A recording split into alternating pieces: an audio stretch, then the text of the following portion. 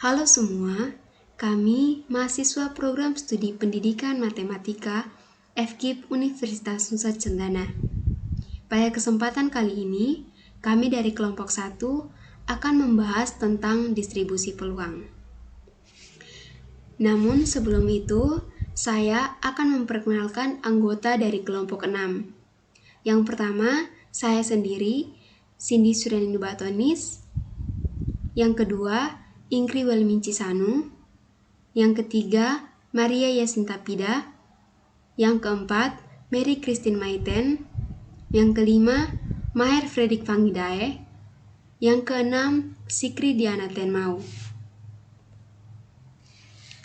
Dalam materi ini, kami akan membahas tentang pengertian distribusi peluang. Yang kedua, variabel atau peubah acak distrik dan beberapa distribusi peluang distrik. Yang ketiga, variabel atau peubah acak kontinu dan beberapa distribusi peluangnya. Yang pertama, pengertian distribusi peluang. Saat melakukan sebuah percobaan, yang menjadi perhatian kita adalah beberapa kejadian yang menarik dan peluang terjadinya kejadian tersebut.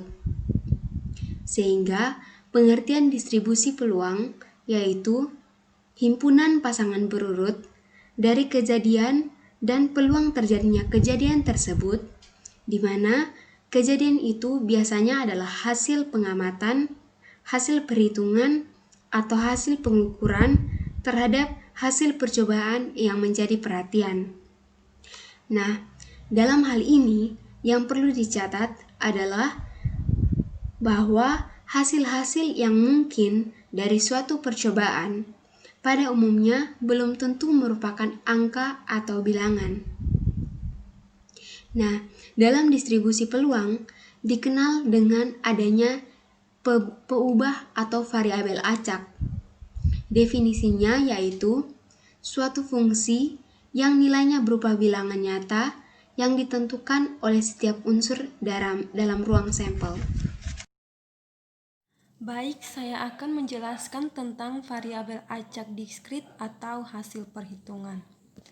Variabel acak diskrit adalah variabel acak yang tidak mengambil seluruh nilai yang ada dalam sebuah interval atau variabel yang hanya memiliki nilai tertentu. Nilai variabel acak di sini merupakan bilangan bulat, bilangan asli, dan tidak berbentuk bilangan pecahan.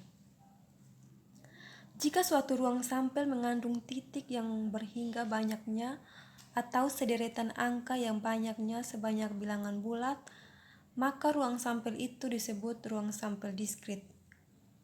Sedangkan peubah acak yang didefinisikan pada ruang sampel tersebut adalah variabel acak diskrit. Variabel acak diskrit X menentukan distribusi peluang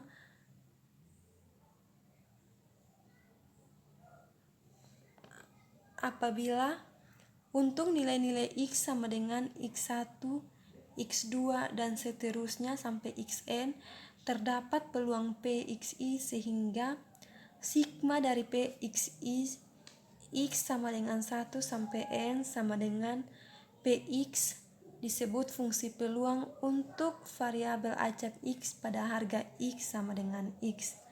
Selanjutnya,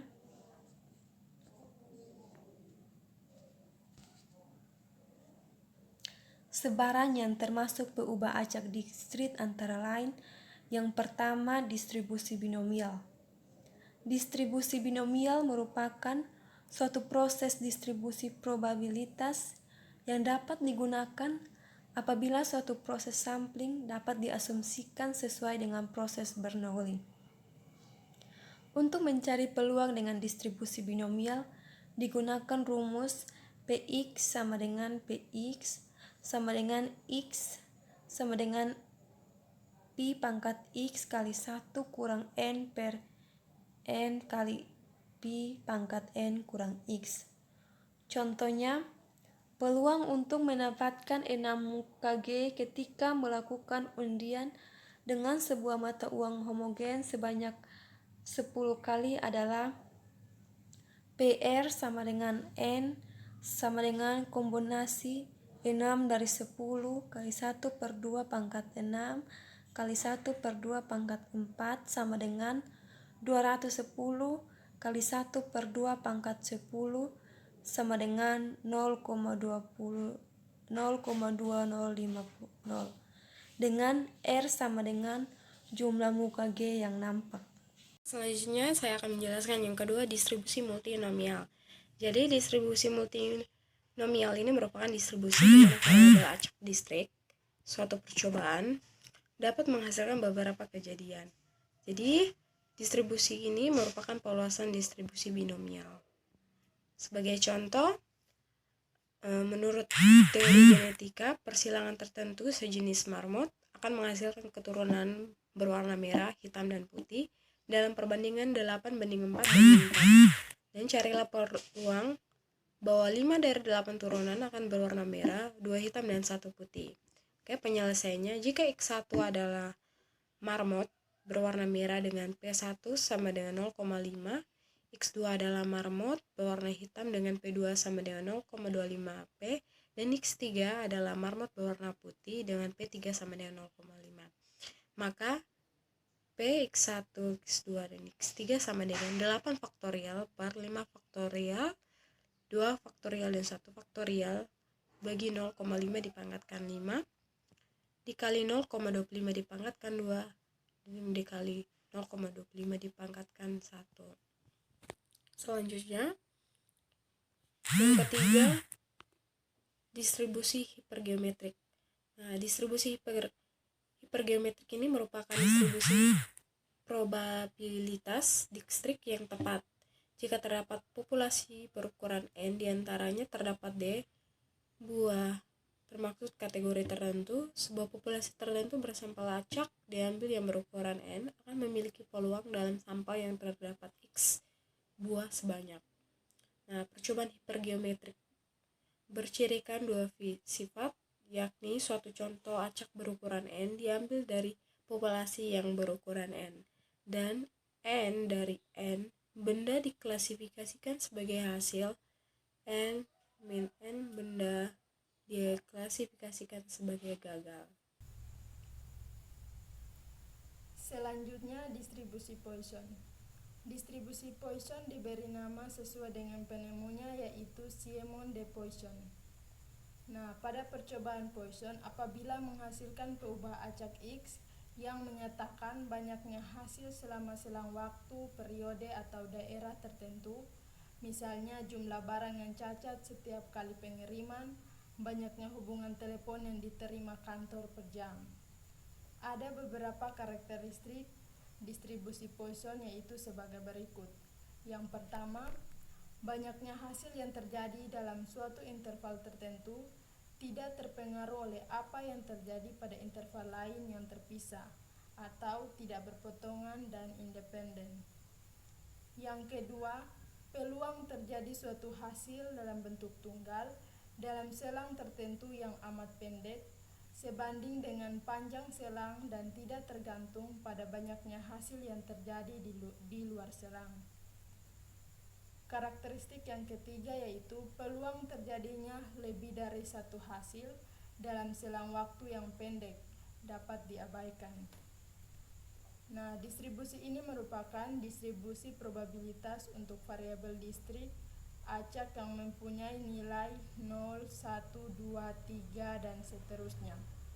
Suatu bentuk dari distribusi ini adalah rumus pendekatan peluang Poisson untuk peluang binomial yang dapat digunakan untuk pendekatan probabilitas binomial dalam situasi tertentu. Rumus Poisson dapat digunakan untuk menghitung probabilitas dari jumlah kedatangan, misalnya probabilitas jumlah kedatangan nasabah pada suatu bank pada jam kantor.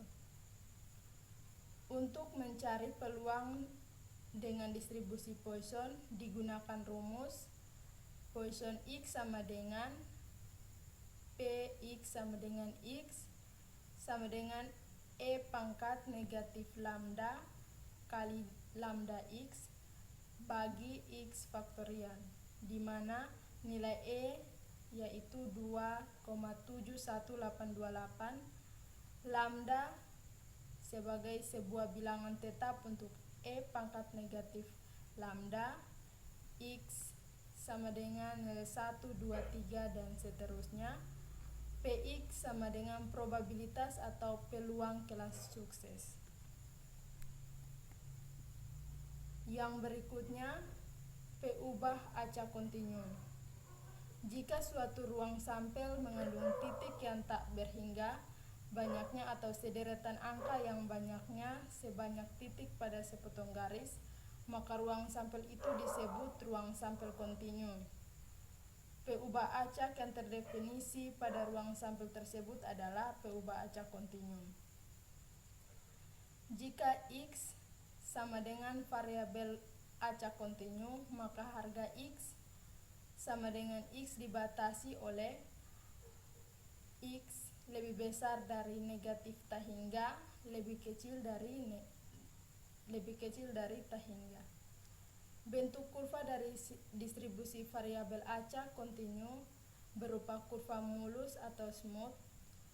Kurva fx sering disebut dengan fungsi kepadatan peluang atau probability density function.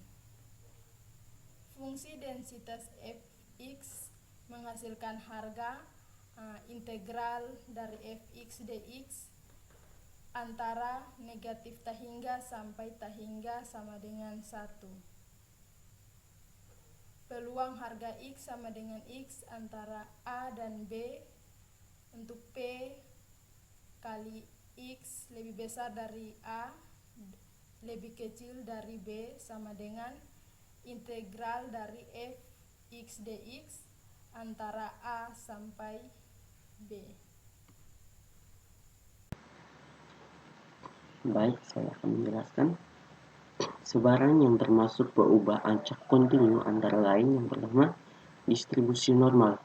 Distribusi normal disebut pula distribusi Gauss, merupakan distribusi probabilitas yang paling banyak digunakan dalam berbagai analisis statistika data populasi akan berdistribusi normal jika rata-rata nilainya sama dengan modus dan sama dengan medianya. Artinya, sebagian nilai mengumpul pada tengah, sedangkan frekuensi nilai yang rendah dan tinggi menunjukkan kondisi yang semakin mengecil dan seimbang.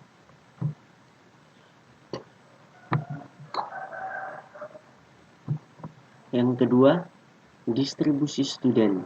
Distribusi student digunakan untuk sampel dengan syarat yang pertama, sampel diambil secara acak dari suatu populasi berukuran kecil, N lebih kecil 30, dan kedua, variabel penelitian tidak lebih dari 1 atau tunggal, dan ketiga, hipotesis 0 bernilai besar. Nah, fungsi densitas Ft sama dengan K per 1 ditambah T2 per N kurang 1 1/2 N. Baik, saya akan menjelaskan yang ketiga tentang distribusi chi-square. Nah, metode chi-square biasa disimbolkan dengan x kuadrat, merupakan metode distribusi dengan variabel acak kontinu untuk mengadakan pendekatan pembuktian adanya hubungan atau perbedaan antara frekuensi hasil observasi yang biasa disimbolkan dengan F0 dan dengan frekuensi yang diharapkan yang biasa disimbolkan dengan Fe. Nah, apa itu frekuensi observasi dan frekuensi harapan? Nah, frekuensi observasi itu merupakan nilai, artinya nilainya didapat dari hasil percobaan. Kalau untuk frekuensi harapan, nilainya dapat dihitung secara teoritis atau secara teliti. Terus persamaannya Fu sama dengan K kali U kali 1/2 V dikurangi dengan 1 kali E kurang 1/2 U. Untuk U sama dengan X kuadrat untuk memudahkan menulis. Untuk U-nya lebih besar 0, V derajat kebebasan, K bilangan tetap yang bergantung pada V sedemikian sehingga luas daerah di bawah kurva sama dengan satu satuan luas, dan E itu nilai yang sudah ditetapkannya, nilai E 2,7183. Baik, mungkin materinya sampai di sini. Sekian dan terima kasih.